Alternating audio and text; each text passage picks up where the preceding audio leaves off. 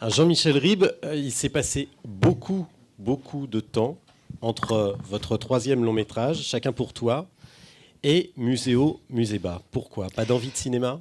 Non, mais parce que je suis dans une position d'enfant gâté, en général. C'est-à-dire que quand on ne me fait pas confiance, ou quand tout d'un coup, ce que je propose est un petit peu coupé, machiné, etc., c'est vrai que ça ne m'intéresse pas. Donc c'est vrai que j'ai eu des rapports avec le cinéma parfois extrêmement harmonieux, puis parfois conflictuels, ou parfois, le dernier film que j'ai fait, c'est vrai que c'est Jean-Yann et Albert Dupontel, ça s'appelait Chacun pour toi, c'est sur le championnat du monde des coiffeurs pendant l'ère soviétique, à Prague. Et puis, je ne sais pas quoi, il y a eu un distributeur. En fait, tout ça a été très compliqué. Et tout d'un coup, on se sent mal, petit dans ses chaussures. Alors, comme j'ai la chance de pouvoir faire des bêtises ailleurs, donc j'ai décidé de... Voilà, je ne voulais pas travailler comme ça. Donc j'ai arrêté, je me suis occupé d'un théâtre, ça s'appelle le Théâtre du Rond-Point des Champs-Élysées, où c'est vrai que je me suis beaucoup amusé, j'étais libre.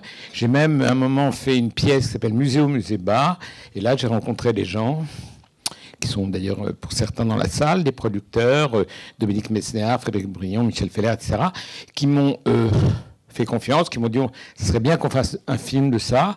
Et là, je me suis senti simplement à l'aise, libre, avec des gens qui avaient envie de faire le même film que moi, et moi le même film qu'eux. Donc à ce moment-là, je retrouve de l'envie.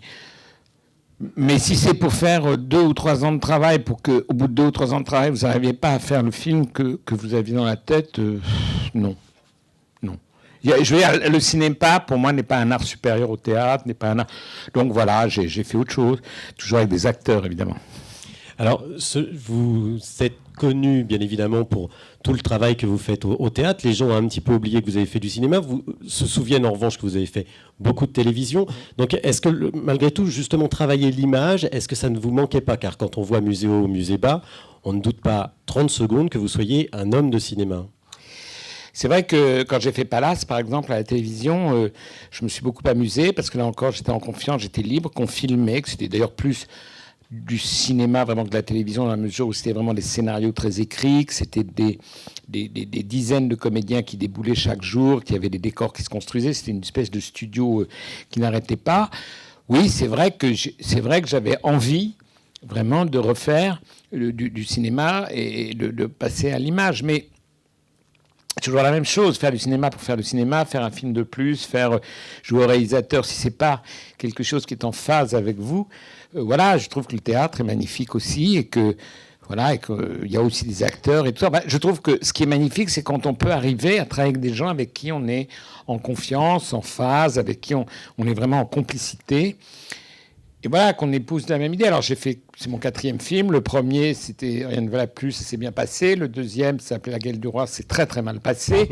Le troisième, ça s'est pas trop mal passé. Celui-là, c'est un film où j'étais vraiment heureux. J'étais heureux et je peux pas dire une seconde quand on voit le film, oui, je suis désolé, mais j'ai pas eu les acteurs que je voulais, j'ai pas eu le temps, on m'a coupé ceci, on m'a coupé... Pas du tout.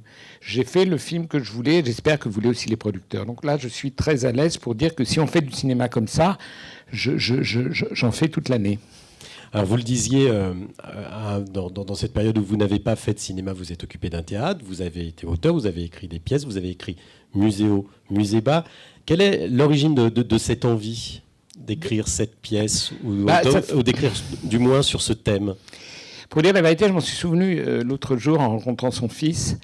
C'est une idée qu'on avait eue avec Roland Topor il y a très longtemps. On voulait faire une comédie dans les musées. Et puis malheureusement, Roland est mort. Il me manque tous les jours, comme d'autres, comme Philippe Corson aussi qui est dans le film, comme plein d'autres. Mais je me dis, tiens, c'est drôle, j'avais oublié ça. Et ça fait une idée, bon, je l'avais peut-être mise au fond de ma tête. Elle est ressortie, j'ai écrit des choses autour de ça. Là, j'avais fait déjà une petite séquence sur un musée dans une pièce qui s'appelait Théâtre sans animaux.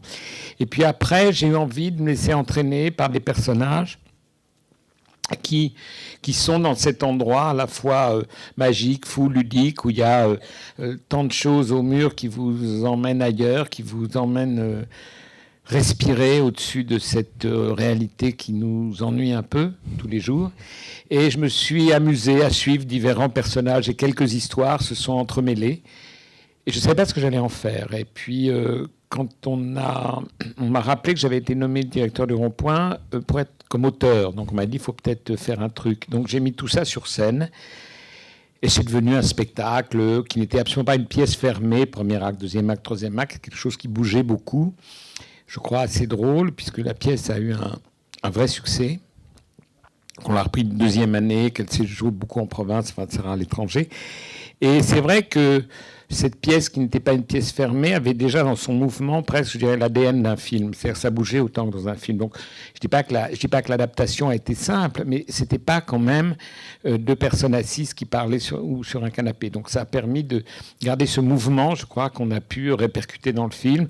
Cette folie, cette drôlerie, ce mélange des genres, ce mélange des dialogues, cette mosaïque faite de plusieurs couleurs, de plusieurs tons, qui est finalement un peu la vie et la comédie humaine. Voilà. Alors vous dites que l'adaptation n'a pas forcément été facile. Qu'est-ce qui a été compliqué ?